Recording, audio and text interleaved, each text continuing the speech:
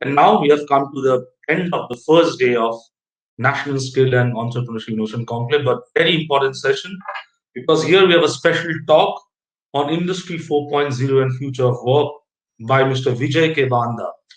The profession is a Senior Director of Cybersecurity Qualcomm India and the co-founder of YesMentor.org. But he has also written a book on the same subject. Without taking much time, I request Mr. Vijay K. Banda to deliver his special talk on Industry 4.0 and Future of Work. Over to you, Mr. Banda. Yes, thank you so much thank you so much, Savik, for the nice introduction, and good evening, everybody. So thanks again, for this great opportunity. I'm just trying to bring my screen up. Just a second. So pretty much, I think some of the points to ponder today for my session is today is our current skills that are being currently taught in our colleges and schools and educational institutions, are they sufficient to make us compete with our future adversaries like robotics and artificial intelligence, right? So basically the points to ponder is primarily about is, does education alone will make people future job ready, right? What skills and competencies future jobs requires, how industry is changing and what streams will be the top growth streams, and how can the people actually, in the 10th class, 11th class, 12th class and graduates can align themselves so that they can really enable themselves to future of work, right? Because the future of work, it's not going to be the same like today, where our parents have started working and then stayed in the same company or the same job for 25, 30, 40 years, sometimes in the same role. But the future of work dictates us to reinvent ourselves every 2 years. And pandemics like COVID, they really added more thrust into this change, that the future of work is coming much more closer to us, that is primarily driven by technological revolution, right? So let me say one thing. I'll come back to this in a minute. What is driving this future skill changes landscape? What is actually driving this, right? It's basically, I want to take you back to history, to the multiple industrial revolutions we human beings have experienced in the last 2 centuries, if I may say. The first industrial revolution happened in the late 1890s by the invention of steam engine, right? When the steam engine was invented, people realized suddenly the power of the steam, and then leverage the power to really communicate long distance, basically not commute long distances, where they can commute long distances and move along, and then they use steam as an auxiliary power to drive a lot of other things. So that is actually created a lot of new jobs that were not existed before the steam power was invented. The same thing in the early 1910 around time frame, the second industrial revolution happened with the discovery of electricity, right? So electricity basically changed the total lifestyle. Not only it created new jobs, but it also created new lifestyle for us. People begin to work late hours, wander around streets long hours. They know how they can actually harness the power of electricity in multiple modes. Supply chain, manufacturing got boosted. Several thousands of millions of new jobs got created by the invention of electricity that actually triggered something called second industrial revolution.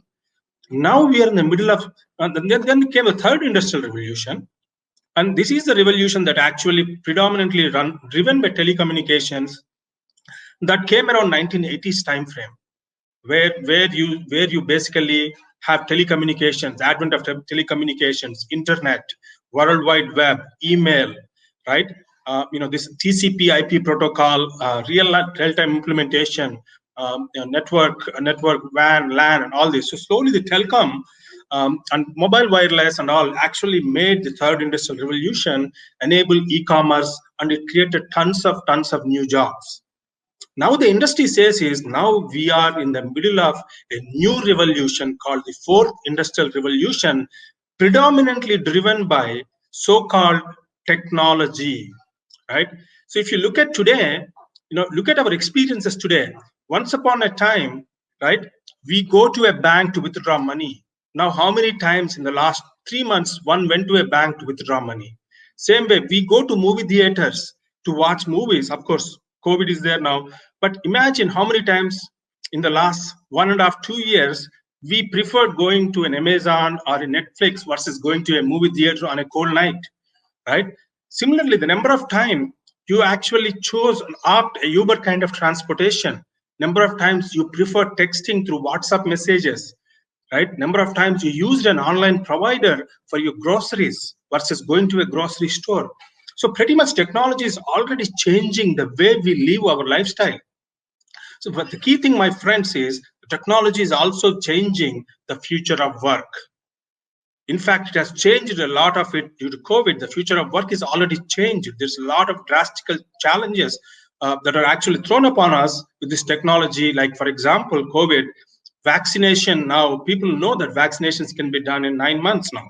The future is going to look for even more faster vaccination productivities, right? So things like that definitely is giving a new world. The fourth industrial revolution is about connecting the physical, the digital, and the biological worlds in a simple mechanism, right? Your entity as a physical entity and your biological entity and your digital entity will combine as one identity. So 3 different entities as one identity. So wherever you go, you can be identified based on that, those 3 quadrants. Let's say you get usually, let's say this is an allergy season, and sometimes people get a lot of sneezes and all. And the moment the wearable discovers that you're sneezing a lot, right, the wearable actually immediately looks at the history of your health and say every year you end up getting an allergy season, and it basically emails to the doctor that this guy is getting the same seasonal allergies. The doctor looks at your case history, he does a prognosis, and he will say, let me write a prescription. The prescription is automatically sent to an online provider who will send the medicines to your home. This all happens in less than few hours in the future. Same with self-driving cars. Tesla, I think all of you are. So basically, technology is making pretty much, it's intruding into our life in every nook and corner, and we're enjoying it to some extent. At the same time, my friends, all the people, the graduates, the changing landscape of jobs is also coming our way. So my session or my book today is all about is how do we prepare for the top skills of the future, right? Especially you are racing in a future where your adversary, your competition is not the person next to you in the office. Your adversary is not the student somewhere else in a college or a school. Your adversary is robotics, artificial intelligence, intelligent automation, and other things that are actually evolving so fast. Imagine this movie Robo, where Rajnikant's example, so that you all can connect. How fast can he read a book? This robot can read book fast. He can pretty much run. He can dance. He can do pretty much everything as long as you feed him the data around how to get things done. So, and more importantly, robots doesn't need chai breaks. They don't need coffee breaks. They don't need increments. They don't need promotions, right? And they can always work 24/7. So we have to, friends, all the people who are graduating today, they need to work. They need to compete with these future adversaries. So for that, World Economic Forum identified the top skills of the future that we all need to start equipping our students with, along with giving them a degree. They nominated these top skills as analytical thinking skills, innovation, number 1, active learning and lifelong learning, complex problem solving, critical thinking, creativity, originality, leadership skills, technology savviness, technology design, programming, resilience, stress tolerance, flexibility, reasoning, problem solving, leadership, and social influence. Friends, if you look at this, whether you are a mechanical engineer, you are a civil engineer, whether you are a medicine pharmacist, it didn't say that. It didn't say anything about your specialization. These skills are horizontal, irrespective of which major you are going to graduate in, which major you are going to develop a profession in. These are the skills that World Economic Forum is asking all the young youth and young professionals, all the mid-time professionals to actually develop, so that they can stay ahead with these new technologies that are becoming a threat to our jobs in the future. So I'm not scaring you. It is basically an awareness. I want to give them the awareness that education alone may not be sufficient. definitely not be sufficient to really compete with our future adversaries. We need to build something like specialized skills that are called future skills, and these are the top 10 skills. So what I have done, so one more data point here is a lot of big companies like Facebooks, the Googles, right, the Starbucks, they are not asking for 4-year degrees anymore. Right? If you see the statement of the CEO of IBM, they say you have to value skills and not just degrees. So there's a new word that is coming called Uberization of skills. Just like a Uber driver gets his trips based on the experience he has done in the previous trip, they're calling this as Uberization of skills. You do project management work, or you do carpentry work, or you do kind of a space scientist work. Based on the savviness of your skill, you get the next gig. And the important data point here, two important data points here is 65% of the children aged 12 in 2015 will do jobs that don't even exist today. Very, very important data point. And another point on the same line is research says by 2050, the best paying job or the sought after job of 2050 may not even exist here today. So that is an eye opener, friends, for all the students is who are still thinking that education will make you future job ready, or just coming out of a college will make you future job ready.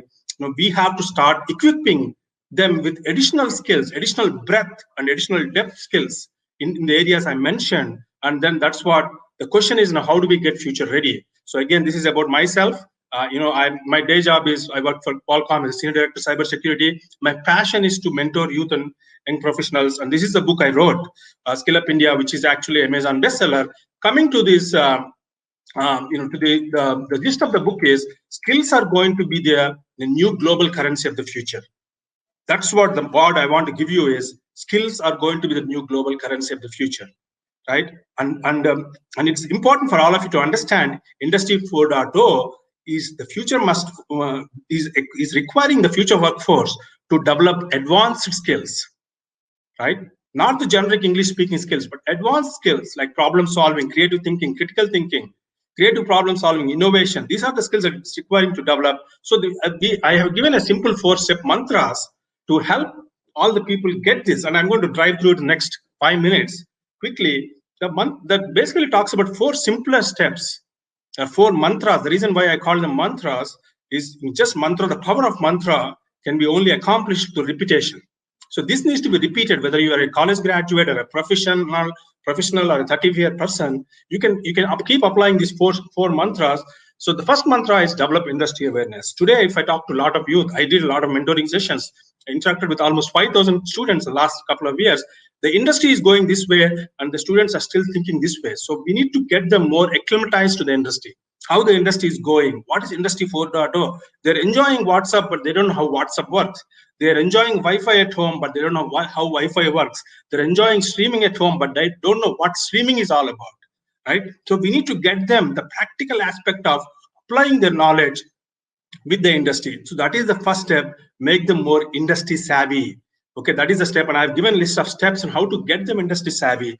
And while they're getting and aware of how the industry is going, because we need to compete with the future adversaries, robots and artificial intelligence, they also need to really know more about themselves. So they need to be more aware about themselves, right? And that's important. If you know what you're good at, then you can really know how you can better at it, right? Because a lot of times, I see people who are doing engineering and say, why are you doing engineering? I don't know, sir, my parents want me to do it. But it's important for you to understand your natural cognitive style, which is thinking style, learning style, your speaking style, your communication style, right? Your blind spots, and more important, your natural strengths, weaknesses, and then your core values and your purpose. If you can identify about all this about yourself, it will make you really, the more you know about yourself, the more you can build on it to be more successful. And my book basically talked about the 60-degree self-awareness view. And this is a view basically helps a person summarize about himself, herself, about who this person is all about. And using that 2 steps as a foundation, you can now develop future skills. The top 10 skills I just mentioned in the previous session, and nurturing higher cognitive skills. What is higher cognitivity means is increase creativity, thinking skills. Innovation. In India, if you look at the number of innovations came from India in the last 20 years, the number of innovations are very less compared to big innovations like Uber, right? How do we encourage more innovation? We need to develop more creativity. We need to develop more right brain thinking. Our education system today is only left brain thinking. We need to develop more right brain thinking. Similarly, we need to encourage people to do critical thinking. 7 whys of critical thinking: why and why and why and why, until you get to the bottom of the problem, so that you find the right solution, right? Not the quickest solution, but the correct solution. And similarly, analytical thinking. And then similarly, problem solving, complex problem solving. People in engineering today doesn't understand what is the primary role is. Problem solving. What is problem solving about? What are the different approaches of problem solving? Right? We need to develop those. Similarly, emotional quotient is another big one. Emotional intelligence is taught a lot in ISBs and big colleges, where talks about how you manage yourself, self-awareness, self-management, right? Social awareness, social management. How do you carry yourself? How do you communicate? How do you understand the end-to-end communication process, so that you can influence without authority? You can resolve conflicts. You can tell a story. You can sell your value to the other customers in a very emotional, neutral way. And then developing technological skills, practicing balanced life skills, right? Technology is going to be everywhere. So every person from carpenter to a ISRO scientist, technology savviness is very asked upon, right? And at the same time, balanced lifestyle, having the cognitive flexibility to balance yourself, in terms of between work, life, and other pressures, is also an important skill that you need to develop. Most importantly, we are at a time, COVID has tested us. Our attitude to adapt, the adaptability quotient, is what the future is going to be requiring us, right? You can get a good job with a good intelligence and good emotional quotient, right? But if you want to be successful in the job, you need to have good adaptability quotient. Like COVID has thrown a lot of challenges to people, and people lost jobs, people become successful. Some people really walked down because they were unable to adapt. So I want to leave with you all that adaptability quotient is a key for you as you want to be successful, you, and create a career for you, or a business for you in the fourth industrial revolution. Be water, my friend. A famous saying by Bruce Lee that basically talks about the book consists of a scorecard at the end with a rating on it. It's all about applying what you have learned. Knowledge plus positive attitude plus action equal to success. So I sincerely advise all the students, all the faculties, to please develop this new mindset of approaching the future of work differently than you've been doing. And that is the primary reason why I'm here. I thanks for 15 minutes given to me in this session. Thank you so much to everybody. And I'll be happy to take any questions. Thank you so much, Mr. Vijay Banda, for giving us insights on the future of work. And I really like when you talked about the skill is the global currency of future. And indeed, that is the way we have to all think, that skill is the most important part, which is going to shape the future of youth in coming years, especially the new world order. And when you talk about Industry 4.0, again, quite an interesting point we have raised, that saying that connecting physical, digital, and biological world together. That is indeed a very important part. And as you rightly said, that today itself, in a previous session when I was having a session, just saw news that in India today, what is the workforce? Out of that, 12% is the digital workforce. And the recent report says that in next 4 years, at least 9 times more of that digital workforce is needed only for India. So we can all imagine how fast things are changing, and how important it is to change our mindset quite fast, to adapt, as you have said in your last two slides, adapt to the new world order, adapt to the new future by upscaling and reskilling our skills. And that's how we have to bend our minds in that way. Thank you so much, Mr. Vijay K. Banda. That brings us to the end of the first day of 2-day National Skill and Entrepreneurship Innovation Conclave.